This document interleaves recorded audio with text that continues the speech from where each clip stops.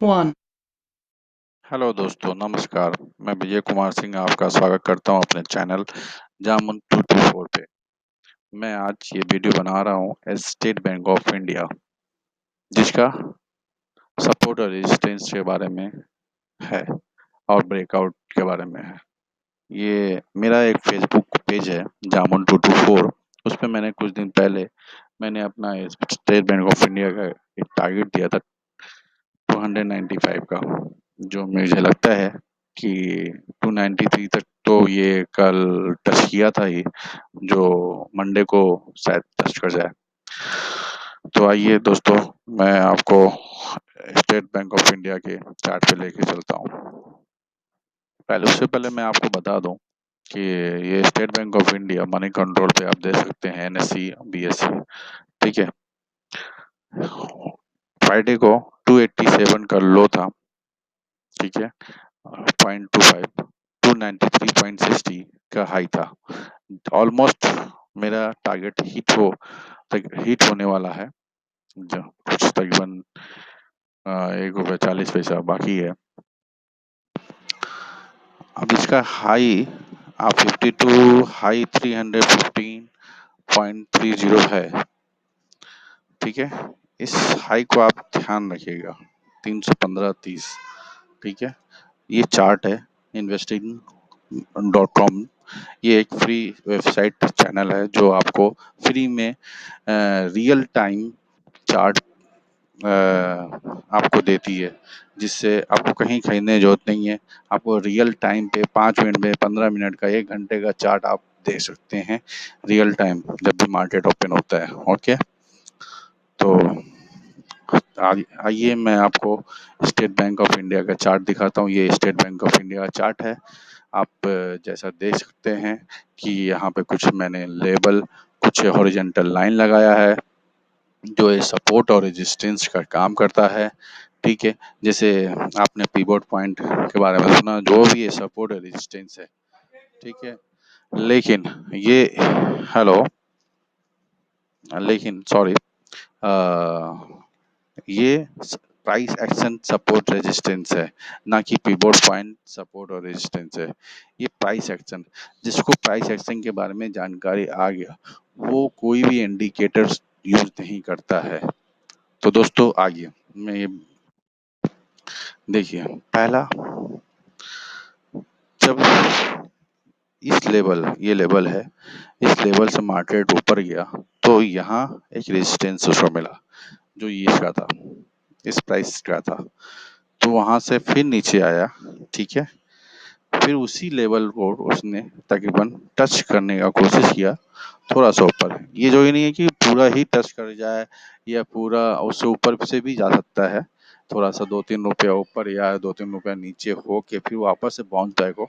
ये जो ही नहीं है कि आपको लाइन ही उसी प्राइस एक्शन को एग्जैक्ट टच करे, ऐसा कुछ जो जरूरी नहीं है।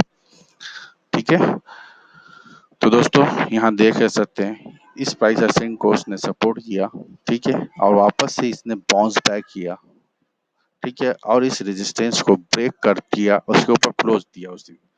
और दूसरे दिन जब मार्केट ओपन हुआ तो एक बहुत अच्छा मार्केट अप हुआ और इस लेवल को गया।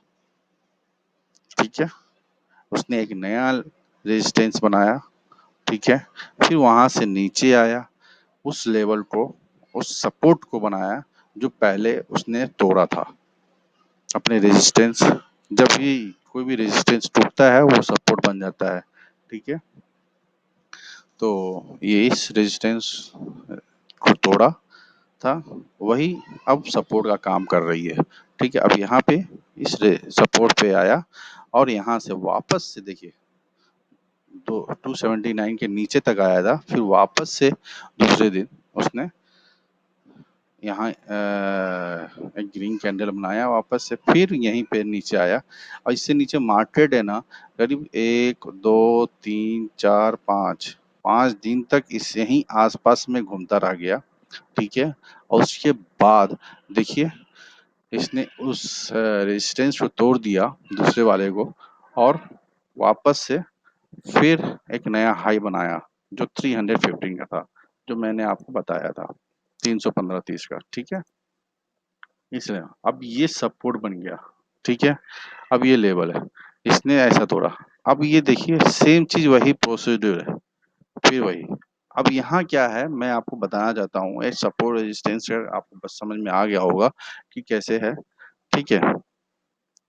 अब इसके स्टेट बैंक ऑफ इंडिया में क्या हो रहा है कि अब इस सपोर्ट को उसने इम्पोर्टेंट दिया और यहाँ से बाउंस बैक होकर इस रेजिस्टेंस को तोड़ते हुए उसने इस लेवल तक गया और ये 295 तक जाएगा, ऐसा संभावना है।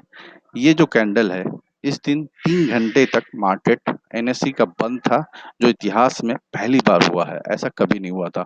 तो दोस्तों इसको इग्नोर कीजिए और इस ब्रेकआउट को आप देखिए, यहाँ ब्रेकआउट हुआ था 281 का और उसके बाद इसके ऊपर सस्टेन किया और ये 295 की ओर जाने की संभावना है।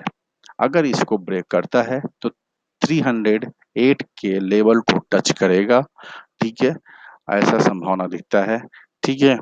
अगर नहीं तोड़ता है तो वापस से 281 को सपोर्ट करेगा, 281 के आसपास आएगा, फिर वहां से हो सकता है वापस से बाउंस बैक हो या फिर उसको तोड़ा तो वो 269 के लेवल को आएगा।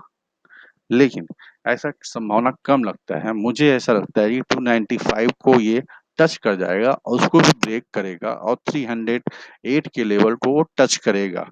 इसकी संभावना इसलिए है क्योंकि यहाँ पे आरएसआई का एक ब्रेकआउट हुआ है। ये देखिए मैं आपको दिखा देता हूँ,